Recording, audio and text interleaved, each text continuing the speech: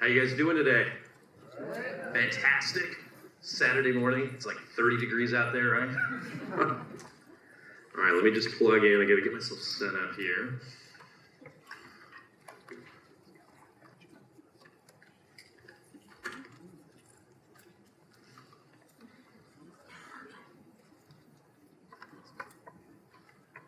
All right.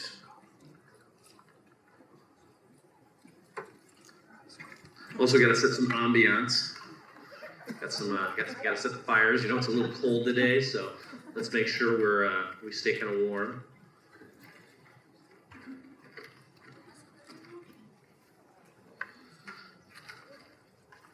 There you go. Anyone bring any marshmallows?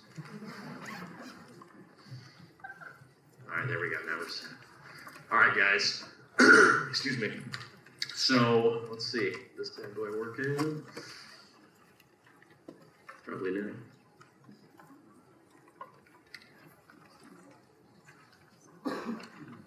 And there we go. Awesome.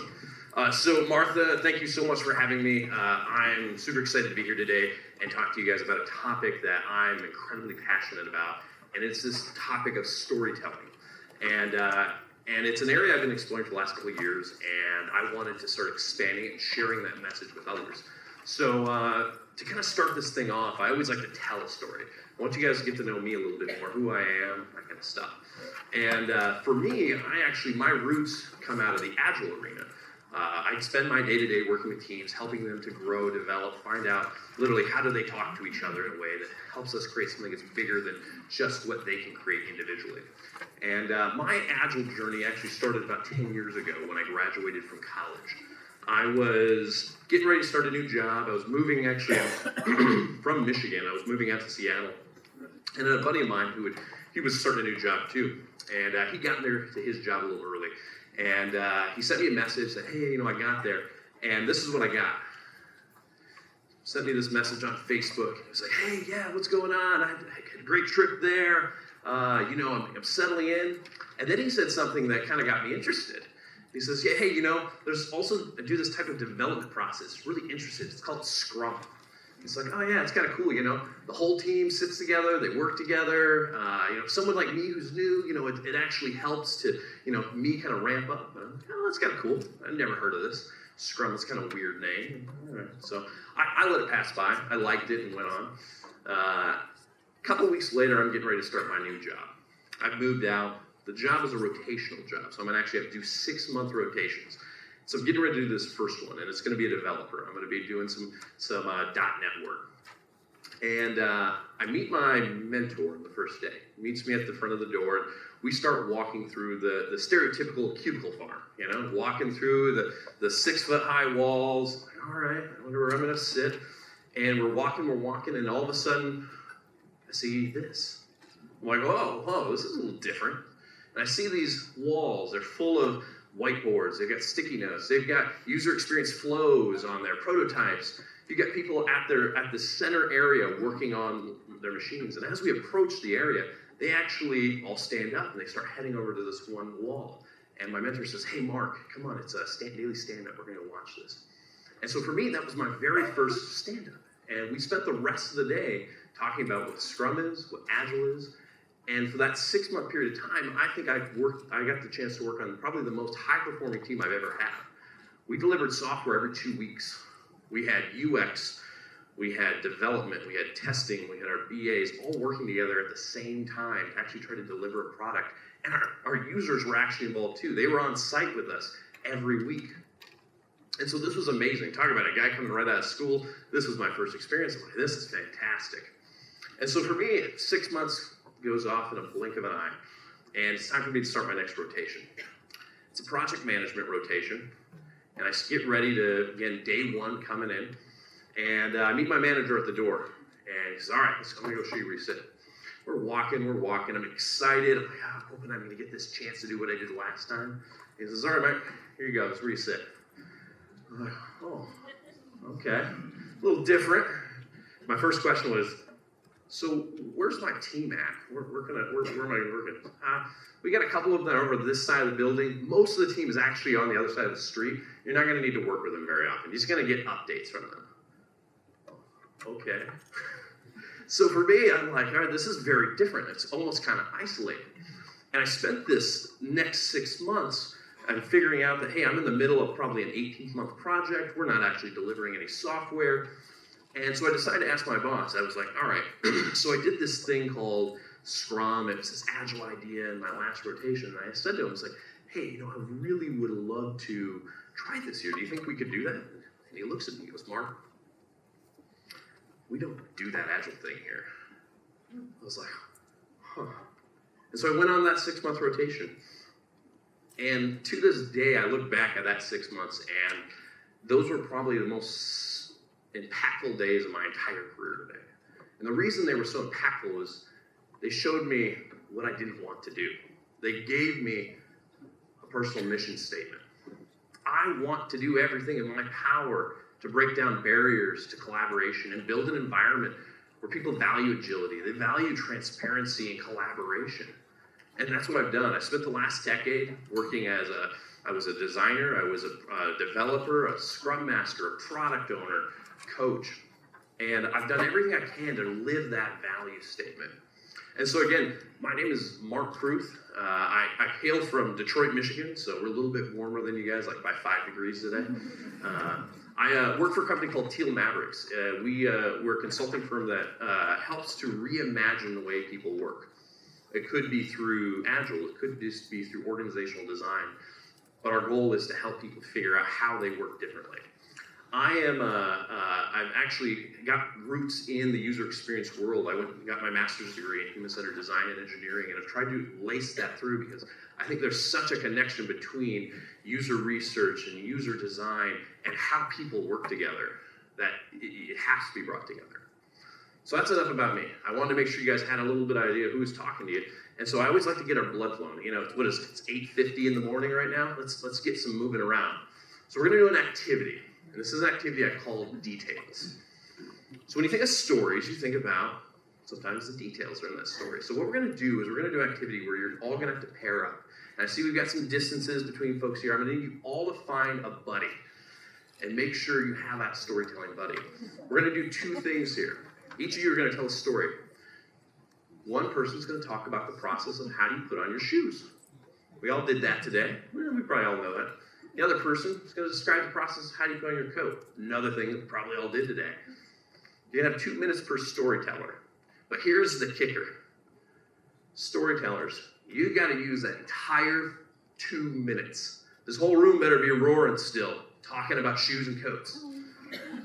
Listener, I invite you to close your eyes and just try to imagine what you see, what's being told. So here's what we're going to do. I've got a couple facilitation things. When I raise my hand, I don't know if you guys have done this. What happens when I raise my hand? You see that? All right, everybody raise your hand with me. All right. So that's a sign that we're all going to be quiet. We're all going to come in and pay attention. Remember it from kindergarten. That's what I always go to. So whenever I raise my hand, just raise your hand with it and bring your attention back to the front of the room, and that'll bring all of us back together. So what I'm going to do is I'm going to give you 30 seconds. I want you to find that storytelling buddy, and then we'll get started, okay? All right, go. Find that storytelling buddy.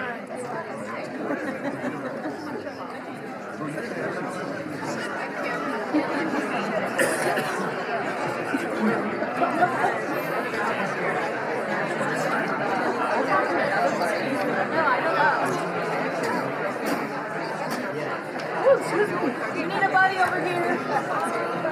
There's him.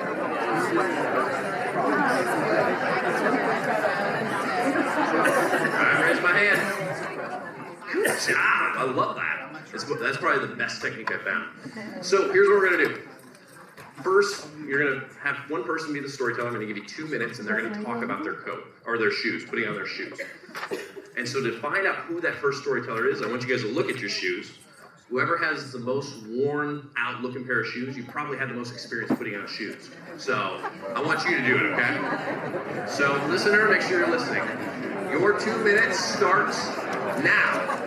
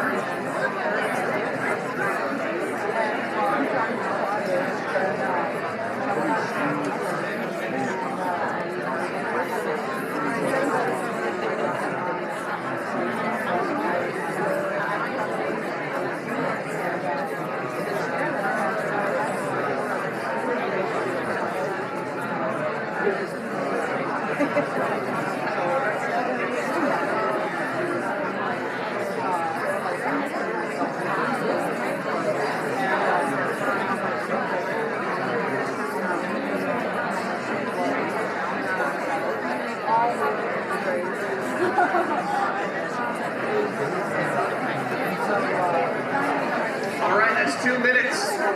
Listener, you are now the storyteller. Tell that story about putting on your coat. 2 more minutes.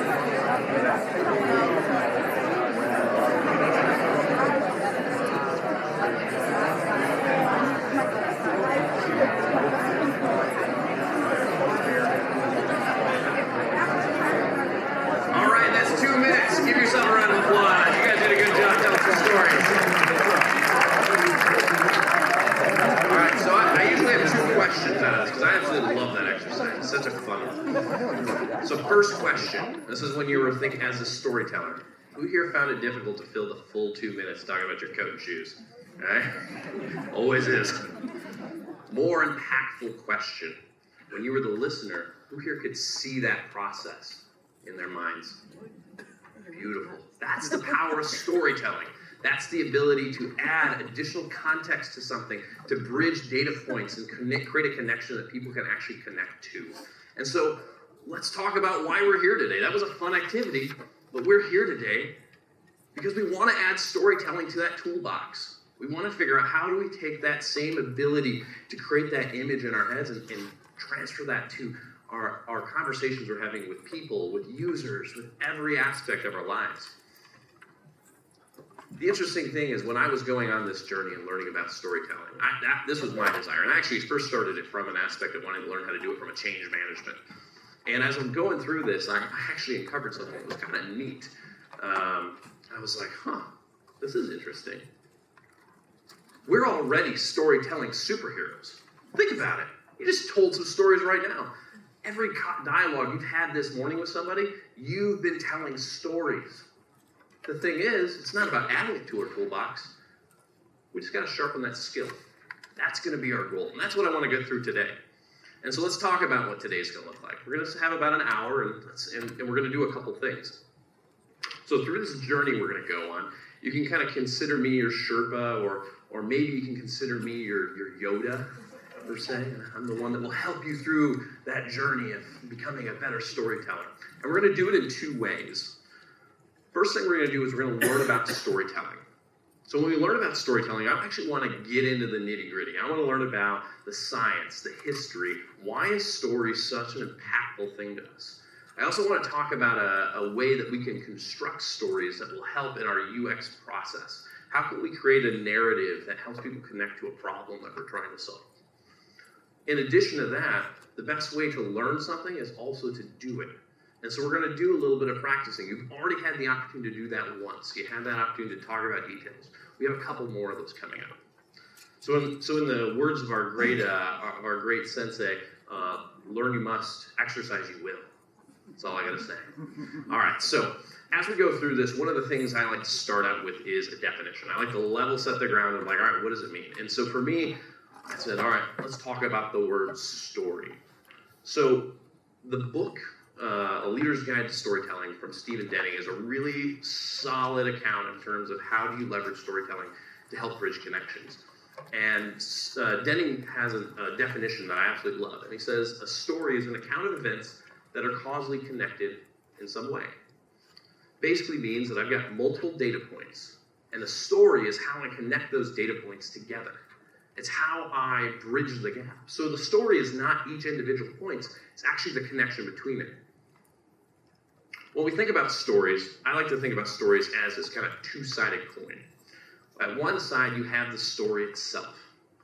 The stories allow us to take things that are maybe complex, things that might be hard to remember, and actually make it something digestible, something that we can actually connect with that most times we can't. And actually, I've got an interesting fact for you. I've got to go back because I can't remember the number right off the bat.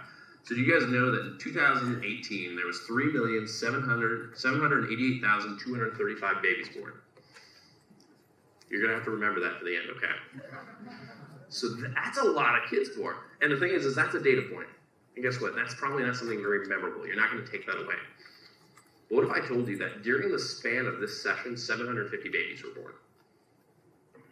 That's essentially a way to translate that number into something else. It takes something that we personally connected to from our context, the span of about 75 minutes, and actually connect that to something that's a little bit more abstract. That's bridging the connection. Now, on the other side of this storytelling coin is the storyteller. And I think this part is just so incredibly important. We can write a really good story, but if we can't present that story, we can't get people engaged through things like our body movement and the performance of it, it will leave the story lacking. And so for me, a good storyteller is somebody who can suspend our disbeliefs. We want to be able to believe something. And if I'm listening to you and I really like what you're saying, I'm actually going to be willing to put some preconceived notion maybe to the side. I might be willing to take that step and move forward in a different direction. Think about it in terms of how we design products. Sometimes things seem unintuitive, but actually they're very intuitive. We want them to think about this different path to take. That's what storytelling can actually help do. Now, as you go out there, a lot of times people talk about storytelling as, oh, that's kind of fluffy. You know, are we going to go by a campfire and sing Kumbaya at the same time? And the interesting thing is a lot of that comes from this notion of we want to make decisions with factual data points. Our brains love that. Our brains love the ability to say, yep, this is something that is concrete and stone. But the thing is we make decisions in very different ways, actually. Factual, analytical data might excite our minds, but it's at the heart that we make decisions. And our hearts love the emotion. They love the connections that we can make. And that's why, to me, it's like, no, it's not fluffy stuff. It actually is a way to connect in that other things can't do. So stories in general, the analogy I like to think about is they're like water to fish. For us, we live in story. We talk in story. We don't know how to not talk in story. It's just part of our lives. And so as I started going through this, I thought, well, I'd be very curious to know, like, when did we really start seeing the first glimpses of storytelling in our culture? When did we as a human race start doing it? And I did some digging, and I found some things that really, kind of perked my interest. And the first thing I found were some cave drawings that were done in France about 17,000 years ago, about 15,000 BC. And these were images that are believed to be depicting things like hunting stories and mystical rituals. So the very first kind of aspects of how we would communicate past events to future people. Well, that's a long time ago. That's 17,000 years ago. I wonder if it goes back any further. So I did a little bit more digging, and lo and behold, 35,000 years ago, in some caves in Indonesia, our ancestors used animal fats, they used ground up minerals, and they created what is believed, again, hunting stories, mystical rituals. And the significance of this is not that there's drawings here, but this is some of the first early indicators of a higher order of consciousness in our species, our ability to learn from the past, to connect data points, to tell a story. And so for me, I was like, wow, this is really cool. But what about the stories that we're all used to? You know, if you went to a movie, you read a book, I want that kind of story. Tell me that. Well, I've got one for you that I found.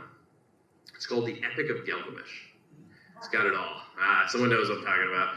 It's got it all. It's got a hero. It's got a villain. Climactic events. It's also 4,000 years old, written across 12 clay tablets, and it's got a 4.2 star review rating on Amazon today. So check it out. It's a great novel. And so this has been a fun journey to kind of look through this and actually learn, like, where does our story come from? And as I was digging, part of this also revealed this question of, all right, we tell stories, but why? Why do we tell stories? And the general consensus from the community goes something to this effect. A long time ago, there were two sets of humans. We did everything the same, pretty much. We hunted the same. We built our shelters the same. We did everything the same, except for one thing: how we responded to a threat. For one group, when they experienced a threat, they would say, hey, there's a bad thing over there, a scary monster. Don't go over there, you might get killed. It's like, okay, that makes sense. Another group did it a little bit differently. They did something effective. Oh my gosh, there's a monster over there. Don't go over there, it might hurt you. Same message, right? Who do you think went back there? It's the first guy. What happened to the second guy? They're our ancestors. And why? It's that one little ingredient that I added into that story. Pure emotion.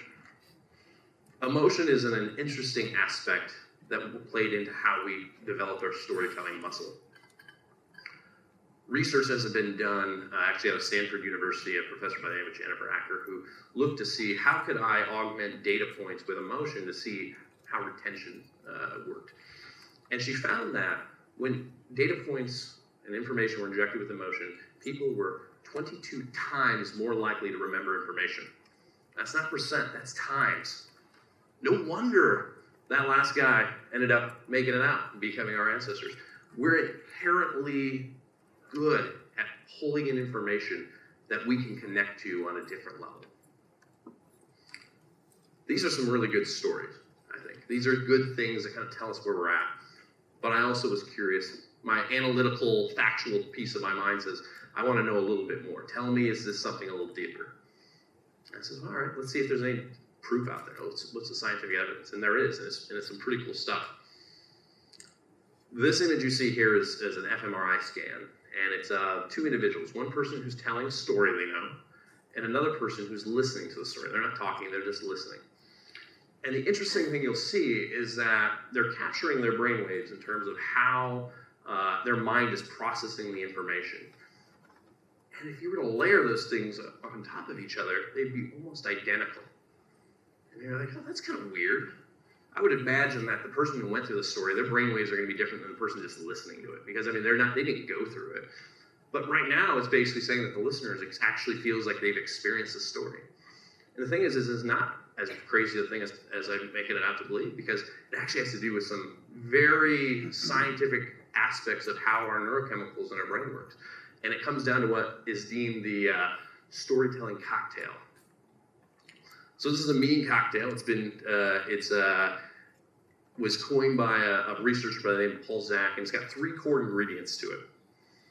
Your first ingredient is cortisol. Cortisol is that attention-grabbing drug. Whenever you've been in a moment where you've got heightened attention, you've likely got your cortisol spiking. What I go back to, when I think of cortisol, I think about last year when I was traveling in the UK, and I was my first time driving in the UK. And you imagine it's a little bit different. I'm going to be fine. And I'm driving down the road, and a car comes out in front of me, and it's got some loose wood in the back of it, and one flies out and starts heading towards me. And at that moment, bless you, I don't remember anything beyond that piece of wood in my hands on the steering wheel. I couldn't tell you what was on the radio, what was anything else, because my cortisol levels were already high, and then they spiked. And that drug is designed to give you ultimate attention. We take in millions of data points all the time. Cortisol says, focus on these 3. That's what it does. So that's our cortisol. The next one, our good old friend dopamine. Who here likes chocolate? Show of hands. Awesome. I just kicked off your dopamine a little bit here, because now you're all going to come out of here and be like, I wonder if there's any chocolate out there after this session. Because guess what? You hit the pleasure center of your brain. Your mind is like, I like that. Give me more of that. And dopamine is that drug. It's considered the pleasure drug. It's designed to help reinforce things.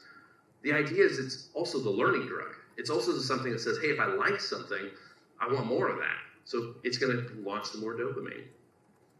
The final and probably the most important ingredient to this cocktail is what's deemed the storytelling wonder drug, and it's our good old friend oxytocin.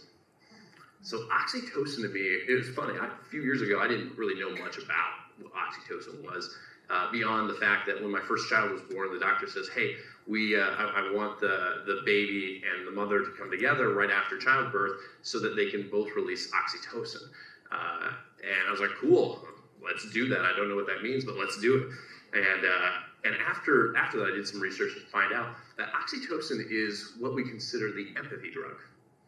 Oxytocin is there to help people connect to each other, help build empathy for each other. Put yourself in the other person's shoes. So this is pretty cool. Now look at that mixture, and let's go back to the fMRI study. I'm listening to a story. First off, my cortisol is kicking off. I'm paying attention. I'm drawn in. I'm letting the rest of the world die out. My dopamine's kicking off, saying, hey, keep paying attention. You like this. This is great. And then the kicker comes in with that oxytocin saying, I think this story's about you. I think you're this story. No wonder we think that this story's about us. And so when I think about even my world as an Agile coach and what I've done in that space, I thought, wow, my biggest goal is always to be able to help people figure out how to solve their own problems. Story is where that happens. When they think the problem, when they actually take ownership of that problem, that's where it plays out. So this has all been good. You guys learned a little bit about the science, the history of this, but how the hell does this relate to design, right? This is what it's supposed to be about.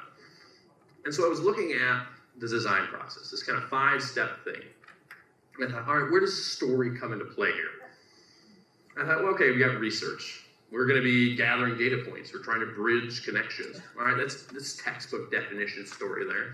All right, that makes sense. Design. All right, I'm taking those data points and I'm trying to inform something new. I'm actually trying to weave a story through my design. So, okay, there's a story there too. Prototyping. I'm trying to create a flow. I'm trying to create something that someone can go through to actually experience something new. All right, I'm kind of weaving a story there. Same kind of plays out in our testing realm, where I'm actually having someone go through a scenario, and then ultimately, my measurement, I'm actually taking what I've learned and connecting it back to what I had in the beginning to see what the difference is, telling a story. So to me, story exists at all realms of this.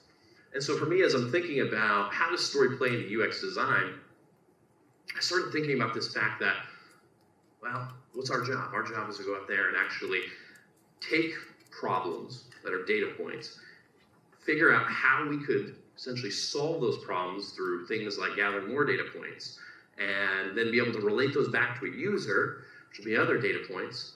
We're essentially bridging the gap. And so instead of just being storytelling as a tool in our toolbox, I'm actually arguing that as UX designers, as leaders in this space, our job is storytelling. Everything else is a tool in the storytelling toolbox. Whether you're doing research, you're doing testing, you're doing that from the lens of story, not the other way around. And so for me, as we kind of go into the rest of this session, I want to talk about particularly the first 2 realms here. Because like I said, story exists in the whole thing, but I want to talk about how story connects research to design. When you get that problem, when you have that thing that you're like, we need to solve this, how can you create a story that informs your design? How can you write that narrative that then gets people thinking differently about it? And so that's what we're going to go in through for the rest of this session. We're going to talk about, you're actually going to have an opportunity here in just a second to figure out some problems that you're looking to solve, and then we're going to apply some tools against that to see how you can leverage storytelling to help that. So let's do that.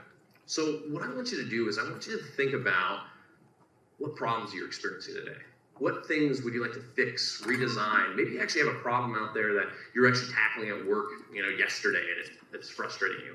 I want you to find 2 problems that you think you'd like to address.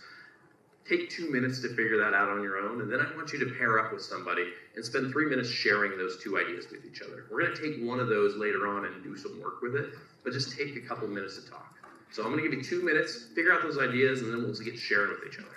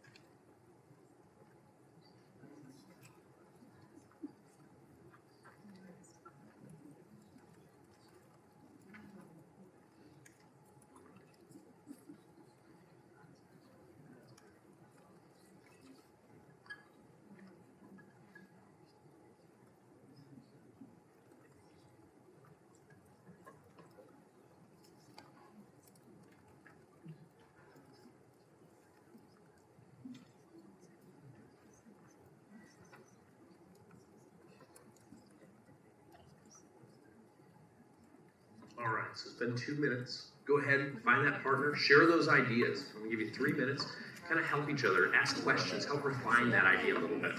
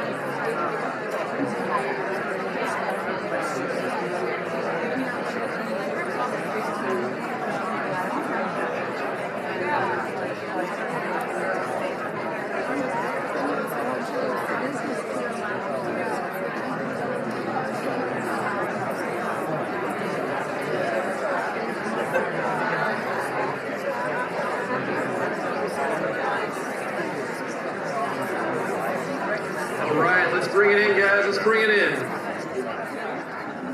Awesome. So you guys hopefully have some problems now that you've identified, and you've got some refinement in place where you at least have a better idea of what you want to maybe try to solve.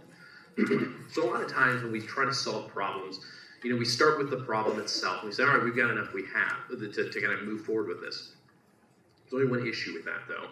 And it has to do, I think, really resonates with this quote from Jonathan Swift. And it's useless to attempt to reason a man out of what he was never reasoned into. So a lot of times we have a problem, we're like, all right, how do we solve this? But Einstein put it best when he said, you can't solve a problem with the same thinking that got you into it. And so this to me is when we have a story, when we're trying to create a story, we usually have a problem. But now we have to dissect that problem and actually craft something around it that gets us thinking a little differently about it. And so now what we're going to do the rest of this session is we're going to now talk about actually how you do that. What are some of the techniques? And so what I want to do is I want to share with you some of the ways that I've gone about creating stories, and that way you can actually give that a shot as well. And the first thing that I usually do is actually just look for like good storytellers. Who do I admire? Who do I think is a great storyteller that I can learn from? And the first person that came to mind to me, I think is such a fantastic storyteller, it's the one and only Walt Disney, right? Walt Disney, the original storyteller, if you were to really think about it. And so before Disney passed, he actually talked about how when he created his stories, he focused on three main characteristics within those stories. One, he talked about creating a character that is unique but beloved. And I love this because I always look, when I go to Home Depot or Lowe's or any of these stores and I walk through the aisles, I just love the fact that there's a whole aisle dedicated to getting rid of like mice and rodents from your house. But then at home, I let my son sleep with a stuffed plush of Mickey Mouse. It's this idea that he's created such a unique character that we just absolutely love. And that character is now part of our lives. Additionally, how do you allow the audience to become a part of something more? When we think about our problem, when we think about a character and the problems they have, having the character itself is not, it's like having a single data point. You have to give them a world to interact with. You have to let them be part of something more, something that has some changing variables in it, gives them context, gives them depth. And then finally, he says, play with the unknown. This is where you add things into that environment that changes the character. This is things like you had Pluto, you had Daisy, you had Donald. Each of those characters added a little bit something to Mickey's character. And so these were things that Disney focused on. And so as we're going through this, I started looking and saying, what other things do I appreciate out of good stories? And I came up with a list. And these are just a few of the things that I like to focus on when I think about when I'm crafting a story, what are some characteristics that this should kind of embody? It should include things like an underdog you root for. This goes back down to relatability. Like, I want to be able to root for somebody as I'm going through this. It includes a villain we root against. Maybe that villain is a bad user experience. Maybe it's a poor product design. But there's got to be an antagonist there. It includes a conflict that stimulates growth, that antagonist and protagonist get together and something happens. It creates a vision of maybe a brighter tomorrow. So where do we want to go? What do we want to look like that's not today? The audience sees themselves in the character, and it kind of goes back to this relatedness piece. When I can see myself in the character, I can connect to that character now, and now I can actually make that story about me. And then ultimately, it includes a twist or a memorable aspect. I think one of the stories that get me the most is when all of a sudden I'm surprised, because it's the surprise that pulls me in.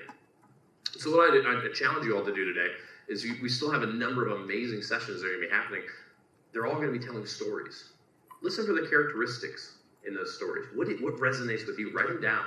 Those will start becoming your list of characteristics to look for. So I want to introduce you to this idea of the storytelling framework that I've been working on. I think you should hopefully all have like a pamphlet on it, or Christina, our speaker assistant, was passing it out. But basically, the storytelling framework came out from basically me trying to solve a problem and not being able to find a good solution for it. I was trying to find a way of how do I talk about storytelling with folks and figure out how does it actually, like, how can I make it impactful? I don't want to just create a story, but I want to make one that either inspires change or potentially reimagines a problem. And so what I did is I put together these elements that I really liked and created this essentially framework. It's got a structure to it. We'll kind of go through it, and then it has these underlying layers that are designed to help build the story and make it impactful. And so I want to run through these real quick. You've got a sheet with some of the details on it too. But this is what we're going to use as we take that problem we talked about a few minutes ago and we craft it into a story. So let's jump into this. So we're going to first talk about the structure. Structure is essentially how the overarching story is going to go. And when you think about structure, structure has been around for a long time. And it's funny, the first identified version of story structure came out a long time ago from someone we're very familiar with, probably. Aristotle. And I can just imagine it now. Aristotle's sitting there in one of his salons, talking, musing the world. And he says, oh my gosh, I just had an epiphany. Stories. They have a beginning, a middle, and an end. And the world was astonished. They're like, oh my God, he's right. They do. And so that really is that underlying structure. That's that structure you see in everything. And it's gone through, whether it be Shakespeare or Greek tragedies, all these sorts of things, you see that structure. But it wasn't actually until the late 19th century when a German playwright by the name of Gustav Freytag coined what we call the dramatic arc. The dramatic arc is actually what, if you were to look at stories today, most of them follow this structure. And it basically goes through 5 key steps. It goes through an idea of what's called exposition, setting the groundwork, giving the context, making sure we're all familiar. It has rising action, something's getting ready to happen. It has the climax where that thing happens. It has some falling action where we're starting to come back down to normalcy. And then they have what's called denouement, which is essentially being able to resolve or conclude. And I really like that, but I also felt that it was lacking in terms of, as I thought of my stories, what did I need in it? And so for me, I took some of those and kind of translated them into these 5 attributes here. You'll see some of the inspiration coming into them. So first, we've got our character. So I think in any good story, you're going to have a character. Who's the story about? Maybe it's your users.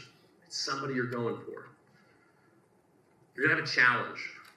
This is something that characters can be faced with doing, maybe beyond the status quo. I mentioned this. Maybe it is getting over a poor user experience. Maybe it is dealing with a change. That user or that character is going to experience that challenge on a journey 1 or more times.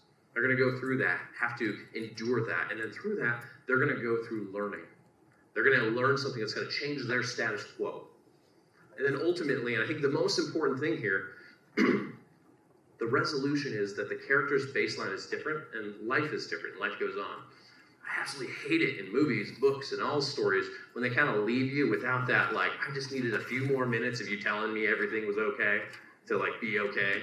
I think that's where resolution plays out. You have to be able to paint what the world looks like for that user afterwards. It's not just about solving that problem. So that kind of gives you an idea of the structure. So let's kind of go into that structure now. And the first thing I want to talk about is our universal truth. Our universal truth is the message, or really, what's the root of the problem we're trying to solve? You might say, let's say we're trying to solve a problem around accessibility on a conference website. It's not there. Well, you might say, well, that's our problem. It's accessibility on the website. Well, no, is that not truly your problem? Your underlying truth that you're truly trying to do is, how do we bring more people to this conference? How do we make it more user-friendly?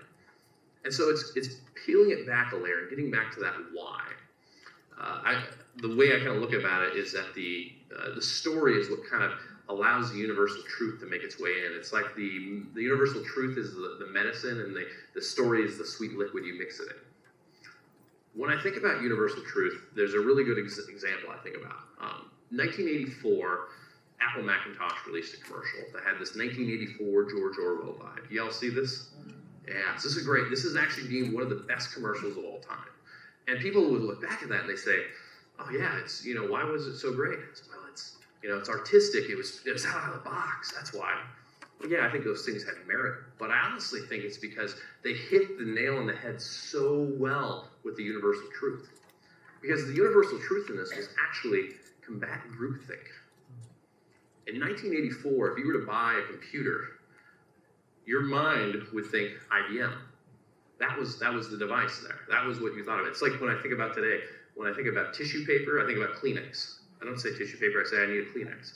That was what the thing was with the computer. And so in 1984, Apple says, no, I don't want you to think that. I want you to think different. I want you to think options. I want you to think Apple. And that was their universal truth that they tried to bring in. So as you're going through and you're thinking of universal truths for your problem, you've got the surface level problem. I want you to dig a little deeper. Identify what do you want your audience to know, feel, do. What's ultimately, what's that goal you're trying to set? If you're, some tips and tricks to think about this, I would say hide your message in your story. Don't go out there and say, I want this thing to do that. As Apple, I want to combat groupthink, so buy an Apple. That's not going to have the resonating impact that you want it to have. Same with don't tell people the moral of your story. Make sure this is something that the story inherently can share with them. And then ultimately, don't get caught up in making sure people see your point. Some of the most impactful stories are those that are kind of thinkers. That gets people kind of having to come up with the answer themselves and you getting them there through the story. If it's honestly not getting through there, you actually want to reevaluate whether your story is matching your universal truth. So that's your universal truth. We're going to go next layer down now. So let's talk about, we know what problem we're trying to solve. We know why we're trying to solve it. Let's talk about now how what's that sweet liquid we're going to wrap around it. And this is the story. This is the part we're most familiar with. Stories kind of come in two structures I look at. They're either personal stories. These are things that we've directly or indirectly experienced. Or they're what I call fables and folktales.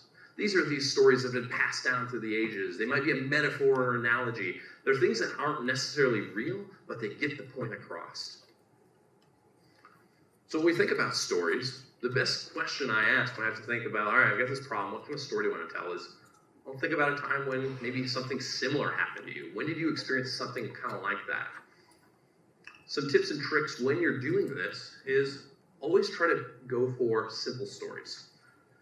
These complicated stories that have all these characters in it are great, but the problem is, it's sometimes when you start stripping that out to be able to make sure you have a concise story, you lose the value of the story. So start out simple if you can. Never make a story up and call it real, because guess what? People can tell. And at the moment they know, you've lost credibility. They're no longer, the empathy, the oxytocin is shut off at that point. I'm no longer empathizing with you. So I'm no longer going to take what you're trying to tell me. Make sure your story works for your universal truth. It's that whole adage, if you have a hammer, everything looks like a nail. If you have a really good story, you're like, oh, I could use it here and here and here. Be careful. Make sure it goes back to that universal truth. Make sure your story works for what you're trying to get through. And then the last one, I love this one, is don't make the story about the audience. You want them to relate to it, but don't make it about them. And this actually relates to the sign you see here. So a couple years ago, there was a study done where they were trying to solve a problem. Doctors in hospitals were not washing their hands. And you think, oh, we're in the 21st century. Why aren't doctors washing their hands? Well, it's the same reason that, they're people too. They forget about it. They're moving client to client. And so they were trying to experiment, how can we get our doctors to wash their hands more? And they thought, well, let's put up some signs. We're going to do a little A/B testing here. We're going to put two signs up. We're going to put this sign up that says, hand washing protects everyone, especially our patients. We're going to put it right on the back of the door so our doctors see that. We're also going to have another one that we think might work, and it's hand washing protects everyone, especially you. And we're like, all right, cool. And so they tested those out, and they actually had nurses who were like secretly watching to see if doctors would actually wash their hands. They would report back, and the results were very interesting. They basically found that second sign I told you about, the one that says doctors, hand washing protects everyone, especially you. There wasn't a significant difference in hand washing. But when you had this sign, hand washing protects everyone, especially our patients, there was a dramatic increase in hand washing. And it all has to go back down to the fact that we all think we're special snowflakes, right? Oh, that doesn't apply to me. No, I'm a clean. I didn't touch anything. I'm good. Don't worry about me. And so when we make it about us, if we make the story about that person or something that's directly in their area, they're going to think, well, no, I'm different. But if we make it something that's in their same space, but just to the side, where it says, hey, you're protecting other people, they're much more likely to latch onto that. So when you're thinking about your story, don't direct it at that person, but direct it in maybe that vicinity. All right, so the last aspect here, we've got our universal truth, we've got our story, but now I want to figure out how I funnel some of this. And so when we funnel it, it's what I call the approach. It's how we want to make sure the message gets captured. And there's 4 key areas here. You can do things like maybe you want your story to inspire change. Those stories are typically relatable, authentic, they've got positive vibes to them, and they actually talk about change. You might have one that's brand awareness. This is something where you introduce something or someone, try to add credibility, authenticity, and just build awareness. Actually, I tried to do that this morning. And when I introduced myself, I tried to show some credibility through my background, build some authenticity through my story, and then remind you who I was. You might just share facts. Maybe I just need you to know something. Like maybe I need you to know how many babies were born in the United States last year. And then finally, I think one of the most powerful ones, particularly in our space, in terms of reimagining problems, is what we call future telling. And future telling is all about visioning. It's all about creating where do we want to go. And so with that, you want to be able to say, this is where I think we're going. Here's the progressive steps to get there that have causation linked, and it's building trust through the process. So I want to know that you got me as I'm going through this. When we think about our approach, I always say, look back to universal truth. What are you trying to accomplish? Are you trying to solve a problem where people aren't using a site properly? Are you trying to change someone's perspective? Figure out where that might land. And then when you actually leverage the approach, I use this to kind of think about how I want to end my stories, how I want to lead them with my clients. It's things like, for Inspire Change, I end with a call to action. What do I want them to do? For brand awareness, I end where I started, reminding you of the brand. I reminded you my name after I told you my story. Sharing knowledge, I like to leave them with a question they can ponder. Not necessarily a call to action, but it's something that gets them to continue to think about something. Like think about it. How many babies do you think will be born by the end of today's sessions? You know, you're going to kind of think about that. Like, oh, okay. And then future telling is describing how we'll take that first step. How will I step from where I am today to where I want to be in that first step of the journey? So most of the time, this is a good story at this point. You know, we've got why we're doing it. We got the story. We know where we're kind of pushing it. And most people leave off here. But the thing is your story is going to kind of come off lukewarm even right now because you're missing a core ingredient, and it's the details. It's what we went through this morning, talking about our shoes and our coats. And with the details, they're so impactful because this is what helps create connection. This is what kicks off things like our oxytocin drug. It brings off our dopamine, that cortisol, where we actually can connect and see that image. And so for me, I literally, when I'm trying to tell a story and I need to figure out my details, I close my eyes and I try to picture what I see. Like what's going on around me. When I think about tips and tricks here, I try to, when I close my eyes and do that, I try to figure out what I want to add and remove from my details. If I'm talking about something in this room, I'm not going to be talking about what's going on in the hallway in my story. It's irrelevant. It will take it away. So I want to remove that. I want you to use your senses to describe the environment the audience is going to relate to. So as I'm thinking here this morning, I walked outside and I felt a brisk air, hit the back of my neck, and I got goosebumps. And I put on my nice warm coat. That's using your senses to kind of feel that. And then my favorite one is, I absolutely love this one, is use emotionally infused words. So we all use words like great and excellent, those sorts of things. But my favorite word is amazing. Amazing. And the reason I love the word amazing is you just say amazing, even without any tone to it, and you can already feel the emotion that's in that word. Find words that people can connect through just through emotion alone. That's way, if you're writing a story, you can actually have people connect through that emotion. So that's the framework. That's everything I wanted you guys to know here. And so what I want to do now is actually spend a little bit of time trying this out. I want you to take that problem and figure out how do I refine that problem around a story. And so you each have one of those sheets. And on the back of that sheet, you actually have a template that kind of has areas around things like what's your problem or your challenge you're facing? Who's your character? What's the approach you're going to take? What are some of the details? And what I want you to do is take 5 minutes in pairs. So we're going to do 10 minutes total, but 5 minutes each. And I want you to help each other craft your story. So you've already shared the story once, that problem level. I want you to sit down and say, all right, let's refine this. Let's fill out the details. And if you're struggling at any of that, my biggest thing is try to storyboard. Figure out what am I trying to say? What's one step to another?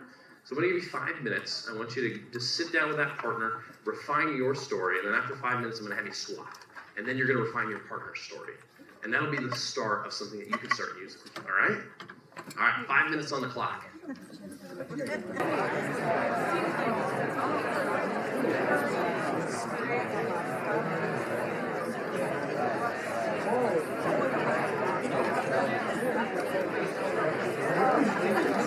All right, that's time. Give yourself another round of applause, guys.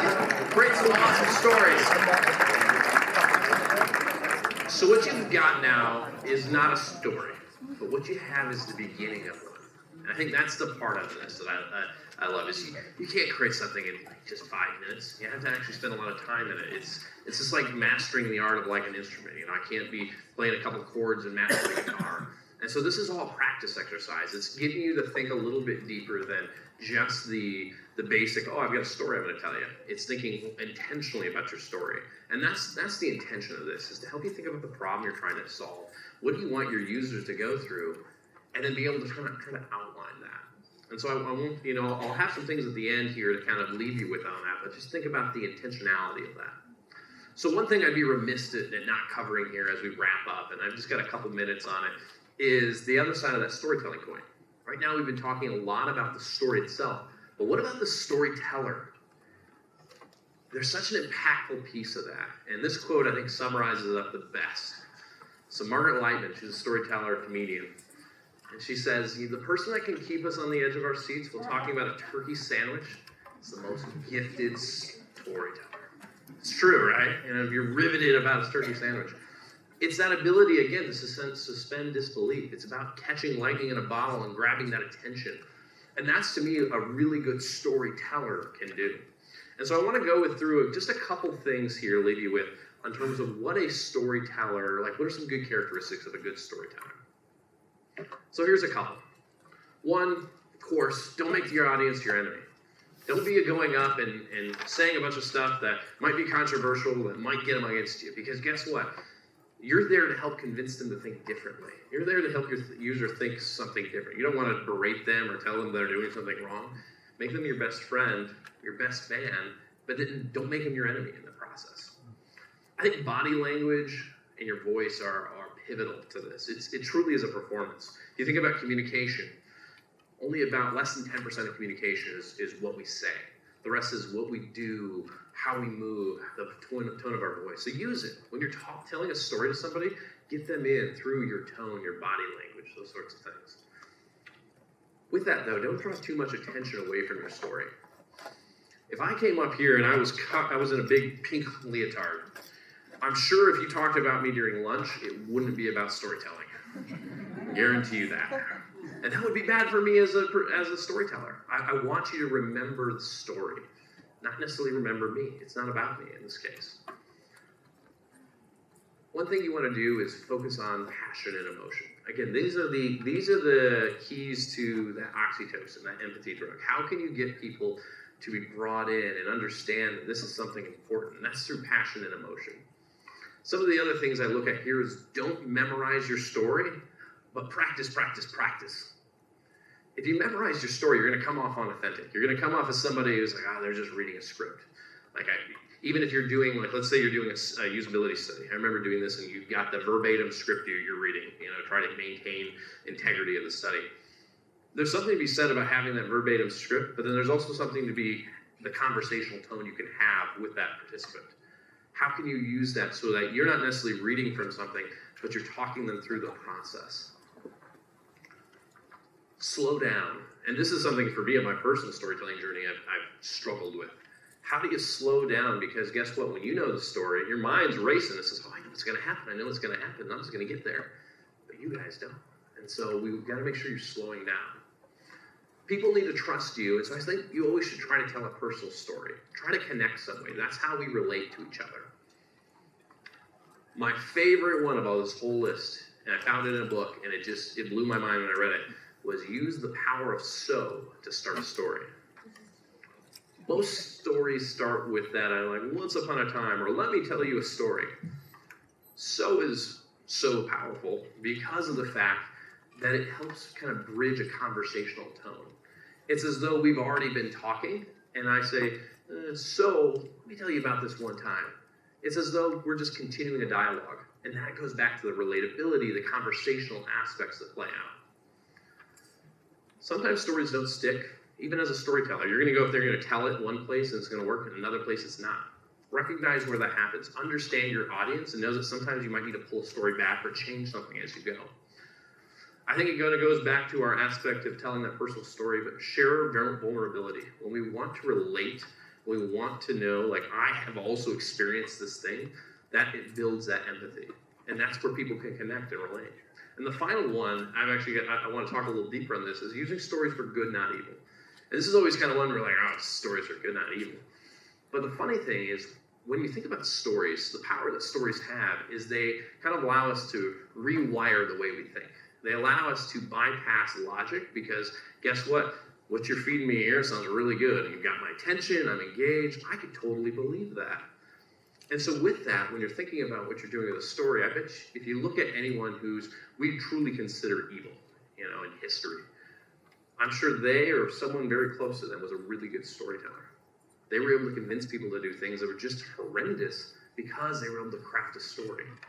Now that's an extreme there. But when you're thinking about the work you do, what are you trying to do? How are you trying to help your users? How are you trying to build something that's greater for them, not necessarily for somebody else? Think about that in terms of how you want to lead with your story as you go through that. So I want to leave you with this kind of a call to action here. And it got me thinking about this thing I read about a speaker who was talking to a group about a fundraiser they were doing. And he left the group and he says, all right, guys, I'm going to give you all $10 and I want you to turn that $10 into $100 and donate it back to this fundraiser.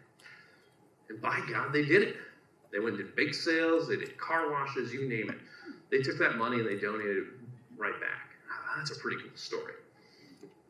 I just want to be super duper clear about something. I'm not going to give you all $10. So let's make sure we're good there. But I'm going to leave you with two actions. First, I want you to finish that story. I mentioned that. You don't have a full story yet, but you have the beginnings of it. I want you to go back and actually think about it. What additional context do you want to set in there? How do you want to lay it out? And then I want you to share the framework with somebody. And it's not about the framework, but it's about trying to help people become more intentional about their storytelling. Thinking about your space, thinking about what we do, whether you're trying to change the way someone approaches a problem, thinking how they change, in my world, organizational design. Being able to craft a story will help everybody as they work, and it will help us if we can all tell better stories, we can all communicate better, and honestly, the world is going to be a better place with that. So the final thing here I always leave with is this quote from one of my favorite authors, Brandon Sanderson. And he says, the purpose of the story is not to tell you how to think, but to give you questions to think upon. We never know the answers. The only ones that know the answers are our users.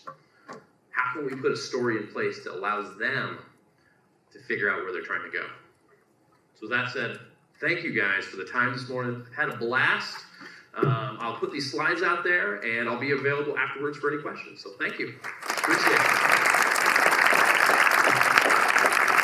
Give it up for Mark. How about them graphics, baby? Oh, thanks, dude. Nice.